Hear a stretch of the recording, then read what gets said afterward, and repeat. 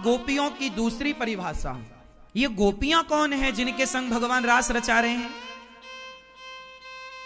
समझो, जब भगवान राम सीता जी मैया के गले में वरमाला पहना रहे तो सीता मां की जितनी सखियां थी, जनकपुर की सखियां, वो सारी सखियां राम जी को टुकुर टुकुर देख रही थी। आहा, काश हमारे भी ऐसे पति होते। अच्छा ये बताओ, आप इतनी सारी स्त्रियां बैठी हैं, यदि आप में से किसी के अंदर ये भाव है कि कृष्ण हमारे पति होते, तो क्या ये भाव होना बुरा है कि अच्छा है? बस आपको ये बताना है। यदि आप में से किसी स्त्री के अंदर ये भाव है कि काश कृष्ण हमारे पति होते, तो ये भाव होना अच्छा है कि बुरा है? बस आप इतना बताओ, मैया बताएंगे ये भाव अच्छा है कि बुरा है। फास्ट मैया, क्या सोच में पड़ गई? नहीं, अच्छा बुरा तो बताओ, अच्छा है कि बुरा? आप बताओ, ये मैया बताएं बीच वाली। हाँ, अच्छा है बुरा है? अच्छा, आप बताओ मैया बीच में बैठी हो। अच्छा मैया बताओ, मेरी माँ मैया बताओ। अच्छा, अच्छा है, सब लोग कह रहे। अच्छा, आप लोगों का भाव क्या है भगवान के प्रति? किसी का भाव है कि ये मेरे पुत्र हैं, किसी का भाव है मेरे भाई हैं, किसी का भाव है ये भगवान है, किसी का भाव है पति। लेकिन एक बात बताएं, जिसका जो भाव है ना, सबका अच्छा है, क्योंकि जाकी रही भावना जैसी, प्रभु मूरत देखी तिन तैसी। मीराबाई का भाव क्या था?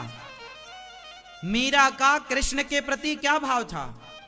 जोर से मैया थोड़ा बोला करो मेरी माँ, घर में तो खूब बोलती हो, सास बोलती है चुप रहो तो भी बोलती हो, हम कह रहे हैं बोलो तो बोलती नहीं हो।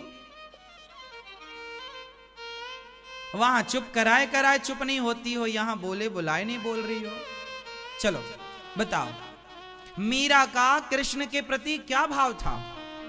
जोर से, पति का।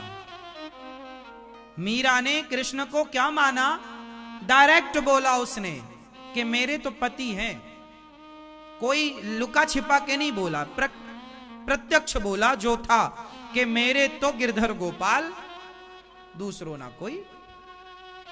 ऐसे बर को क्या बरूं जो जन्मे और मर जाए, बरिए बर गोपाल को मेरे चुनरो अमर कर जाए। मेरे तो पति गिरधर गोपाल हैं। मीरा ने पदों में खूब गाया है इस बात को। तो मीरा तो प्रकट रूप से कहती है कि ये मेरे पति हैं, और मीरा ने कृष्ण से पति के भाव से प्रेम किया। तो बताओ, क्या मीरा के द्वारा कृष्ण को पति मानना, क्या ये भाव गलत था? जोर से, गलत था? नहीं था, बिल्कुल आप स्वतंत्र हैं। भगवान से प्रेम आप किसी भी रूप में कर सकते हैं। यशोदा ने पुत्र रूप में किया, द्रौपदी ने भाई रूप में किया, रुक्मणी और राधा ने पति के रूप में किया, क्या बुरा था? जाकी रही भावना जैसी। बस उसी तरह मिथिला की जितनी सखियां थीं, सबने कृष्ण राम को पति के रूप में स्वीकार किया।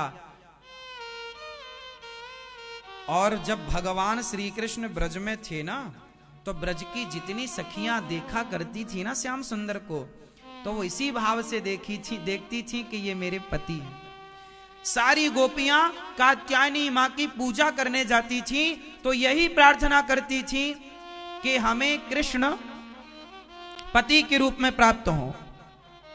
हमें श्री कृष्ण किसके रूप में प्राप्त हो?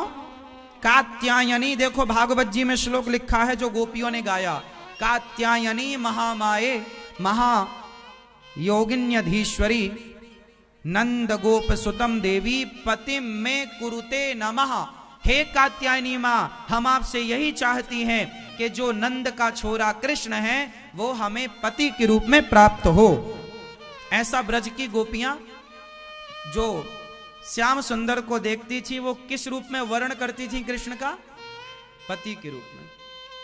अब बताओ, जो गोपियां जो कृष्ण को पति के रूप में मान चुकी थी, कृष्ण को पति मान चुकी थी, अब भगवान उनके पति के रूप में प्रकट होकर और उनके संग जो रास रचा रहे हैं, वो रास क्या था? जब सतयुग की कुछ स्त्रियां जो कृष्ण को पति रूप में चाहती हैं भगवान को, द्वापर की स्त्रियां जो भगवान को पति रूप में चाहती हैं, त्रेता की स्त्रियां जो भगवान को पति रूप में चाहती हैं, इन सारी स्त्रियों को इकट्ठा भगवान द्वापर में भेज देते हैं और कृष्ण के रूप में गोपियां बना देते हैं और सबके संग एक साथ रास रचाकर उनकी अभिलाषाएं पूरी करते हैं। जिनकी इच्छा थी कृष्ण को देखने की, छूने की, गले मिलने की, उन सबकी इच्छा भगवान पूरी करते हैं। उसी का नाम है रास। सारे युगों की गोपियों की कामनाएं, उन स्त्रियों की कामनाएं, और केवल स्त्रियों की नहीं, पुरुषों की भी कामना। शंकर जी स्त्री तो थे नहीं, पुरुष थे, पर शंकर जी की भी कामना थी कि मैं कृष्ण को गले लगाऊं। अच्छा, आप जितने पुरुष बैठे हैं, आपको भगवान मिलेंगे तो आपका मन नहीं होगा गले लगा, एक बार प्रभु आपके गले लगा लो मुझे, एक बार आपके गले लगा लो, एक बार आप मेरी गोद में आकर बैठ जाइए, आपका मन नहीं होगा क्या? पुरुषों का मन नहीं होता कि हम भगवान को गले? अरे सुनो, जब आपका बेटा आता है तो आप अपने बेटे को गले लगा लेते हैं, उसके कंधे पे हाथ रख लेते हैं। क्या आपका मन नहीं करता? जब आपका दोस्त मिलता है बचपन का तो आप बिना गले लगाए लिपटे हुए बिना रहते हैं क्या? फिर आपकी क्या भावना में गले लगाऊं? तो जैसे स्त्रियों की भावना है कि मैं पति के रूप में देखूं, इन्हें गोद में बिठाऊं, इन्हें प्यार करूं, ऐसे पुरुषों की कामना, तो वो स्त्री हो या पुरुष, सबको भगवान गोपी, गोपी मतलब स्त्री नहीं, यहां क्लियर समझो, गोपी का मतलब स्त्री नहीं, गोपी मतलब भाव। गोपी का मतलब स्त्री होता तो शंकर जी तो पुरुष थे, पर गोपी की वेशभूषा में गए थे। जैसे बच्चे स्कूल जाते हैं तो एक विशेष ड्रेसअप होता है, यूनिफॉर्म होता है। इस स्कूल में आना है बच्चों को तो इस यूनिफॉर्म पर आना पड़ेगा, इस स्कूल में आना है तो इस यूनिफॉर्म पर आना पड़ेगा, हाँ या ना? हर स्कूल की अपनी अपनी यूनिफॉर्म होती है। उसी प्रकार रास की एक विशेष यूनिफॉर्म बनाई गई, जो यूनिफॉर्म गोपी नाम से कही गई कि गोपी की यूनिफॉर्म पर आना है सबको, चाहे शंकर जी आए, चाहे गोपियां आए, चाहे नारद जी आए, चाहे हम आए, चाहे आप आए, आना पड़ेगा तो गोपी। गोपी एक भाव है, गोपी के भाव में, गोपी एक ड्रेसअप है, उस ड्रेसअप पर आना है। और गोपी कौन बन सकता है? जिसके अंदर भगवान के चरणों में प्रेम है। किस प्रकार का? शंकर जी के प्रकार का, नारद जी के प्रकार का, राधा रानी के प्रकार का, गोपियों के प्रकार का, ऐसा प्रेम है विशाल। तो इस रास में आइए, स्वागत है। रास का मतलब है भक्त और भगवान का जोर से। रास का क्या मतलब है? जोर से। रास का मतलब क्या बेटा? भक्त और भगवान का क्या है? मिलन। जीवात्मा और परमात्मा का क्या है? मिलन का नाम रास। तो अब समझ में आई रास। ये गोपियां कौन थी? ये गोपियां वेद की ऋचाएं। वहां पर कोई 100 गोपियां थोड़ी थी, 1000 गोपियां, लाखों गोपियां थी। कितनी गोपियां? जोर से। लाखों गोपियां। अब आप बताओ, 1 लाख लोग यहां खड़े हों तो क्या एक अनिरुद्धाचार्य में इतनी हिम्मत है कि 1 लाख लोगों से एक साथ मिल सके? बोलो। मैं आपसे मिलूंगा तो इनसे नहीं मिल पाऊंगा, और इनसे मिलूंगा तो आपसे नहीं मिल पाऊंगा, एक एक से ना मिलूंगा।